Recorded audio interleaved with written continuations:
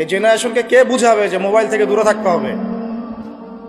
বিনা প্রয়োজনে phone use করবা না, বিনা প্রয়োজনে ফোনে হাতও দিবা না। একটা ছবি তুললে কি হয়?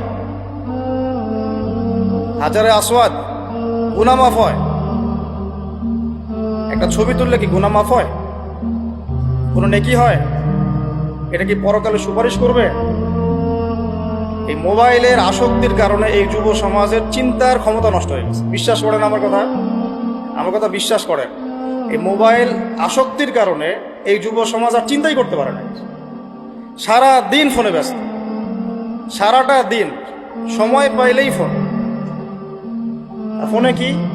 YouTube, Facebook, WhatsApp, Instagram. এই আমাদের বাপদাদার, এই যে ভাইদের বয়সী যারা যারা এখন 40, 45, 50 এজের মধ্যে আছেন, যারা এই দেশ চালায়, সমাজ চালায়, অর্থনীতি চালায়, তাদের চেয়ে এদের চিন্তা শক্তির লেভেল অর্ধেকেরও কম।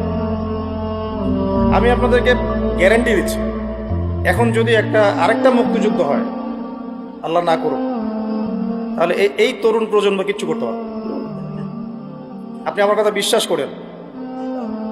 টিকটকের একটা ভিডিওর জন্য এদের কাণ্ডকীর্তি দেখলে মনে হয় যেন মানুষ না গরু না ছাগল, কি আসলে।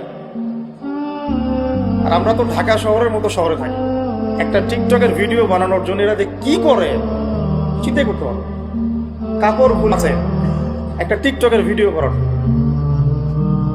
একজন আলেমে দিন আসছে, তাকে মানে মোবাইলে বিরক্ত করতে করতে তার লেকচারের টপিকটাই নষ্ট করে।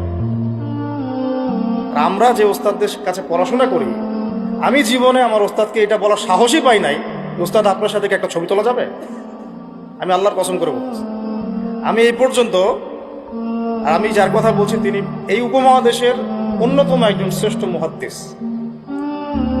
আমরা তাদের কাছে যাওয়া আসা করি পড়াশোনার জন্য, তিনি জ্ঞান শেখার জন্য। আজ পর্যন্ত আমি কোনোদিন বলতেও পারি নাই যে উস্তাদ আপনার সাথে একটা ছবি তুলতে চাই।